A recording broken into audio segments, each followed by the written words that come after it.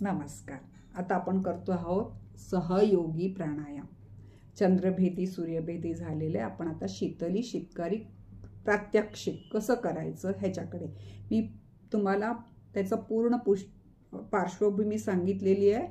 तोंडामध्ये लक्षात ठेवा, आपल्या घशामध्ये हवा स्वच्छ करायची यंत्रणा नाही आहे, ती आपल्या नाकात आहे. पण आपण तोंडाने का घेणार आहोत?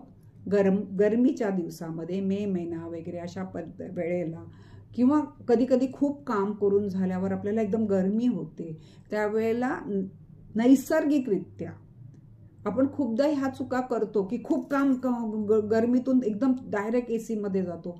ह्या सगळ्या गोष्टीमुळे आपल्या शरीरावर दुष्परिणाम होतो. तो टाळण्यासाठी नैसर्गिकरित्या आहे त्या स्थितीत राहून आपल्याला शरीराला थंडावा देण्यासाठी हे दोन सहयोगी प्राणायाम आहेत, शीतली आणि शीतकारी. खूप गरम प्रदेश असतो किंवा खूप गरमी निर्माण होते, त्यावेळेला शीतली शीतकारी करावं. एरवी फक्त ह्याचा उपयोग आपल्याला त्याचा सराव असावा, आपल्या घशाला त्याचा सराव असावा म्हणून दिवसातून 3-3, 4-4 करायला बिलकुल हरकत नाही. पण ज्यांना दमा, अस्थमा, ब्रॉन्कायटिस आहे त्यांनी सुरुवात 1 पासून करा. गरम पाण्याची गुळणी वगैरे करून हळूहळू सराव करून वाढवत जा. तर आता मी प्रात्यक्षिक दाखवते शीतलीचं. जीवा एका नळीसारखी व्हायला पाहिजे अशी. आता खूप जणांची तशी जीवा नळीसारखी होत नाही, बऱ्याच जणांची जीभ, कारण त्यांनी आधीपासून केलेली नाही. जसं म्हणतो आपण जिभेमध्ये हाड नाहीये, पण बघा तुम्ही प्रयत्न करून बघा, जर खूप दिवस त्या जिभेला तुम्ही कधी वळवलंच नसेल, तुम्हाला ती पद्धतच माहीत नसेल, तर तुमची हाड नसलेली जीभ सुद्धा एका नळीसारखी पटकन होत नाही. मग हाड नसलेली जीभ जर का एवढी रिजिड होते, लवचिकता तिची निघून जाते, तर मग तुमच्या शरीराचं काय होईल बघा, विचार करा.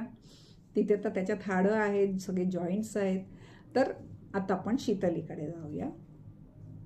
अशा पद्धतीने नळी करून त्या नळीतून पाणी शोषल्यासारखं श्वास घ्यायचा आहे.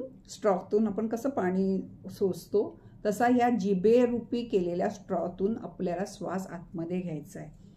तो घेतल्यावर नाकातून श्वास सोडायचा आहे. तर हे लक्षात ठेवा. शीतली.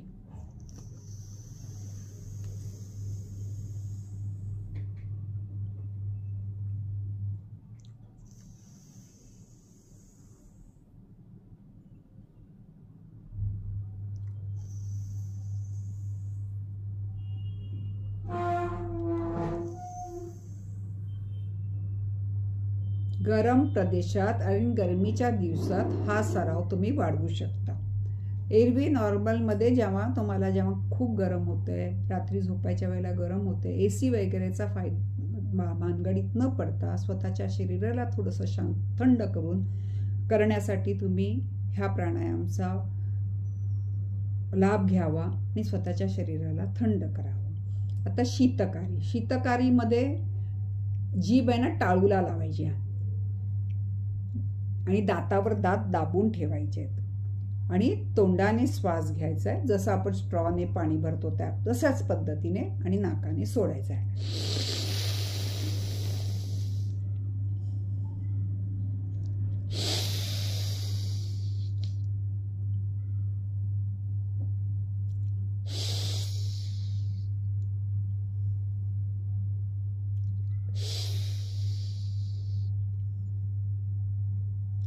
ही झाली शीतली आणि शीतकारी. आता शीतकारीचा एक महत्त्वाचा तुम्हाला फायदा सांगते. शीतकारी करण्यामुळे त्यावेळेला काय करता तुम्ही, दातावर दात पूर्ण जोरात दाबलेले असतात, तुमच्या हिरड्यावर त्याचा प्रेशर पडतो. प्राणायामचा हा एक खूप महत्त्वाचा भाग लक्षात ठेवा. साईड इफेक्ट नाहीत, साईड फायदे असतात. तर ह्या प्राणायाम करण्याने तुम्हाला जर पायरिया असेल, तोंडातून खूप जणांच्या तोंडातून घाण वास येतो आणि पायरिया, त्याला हिरडे कुजलेले असतात आणि त्याला कुठलाही म्हणजे डॉक्टर सुद्धा औषधं देत नाही त्याला. मग तुम्हाला गार्गलिंग करणं, तोंडामध्ये स्प्रे हे मारणं, ह्याच गोष्टी असतात.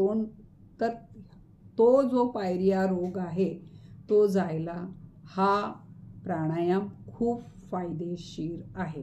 पण लक्षात ठेवायचं आहे, तुम्हाला पायरिया पण आहे आणि तुमचं शरीर खूप थंडीला सहन नाही करत आहे, तर हळूहळू वाढवायचं आहे. जबरदस्तीने एकदम पायऱ्या घालूया म्हणून दमेकरी व्हायचं नाही आपल्याला, सर्दीवाले व्हायचं नाही आहे. हे लक्षात ठेवून दुष्परिणामांकडे दुर्लक्ष देऊन आपण हळूहळू वाढवायचं आहे.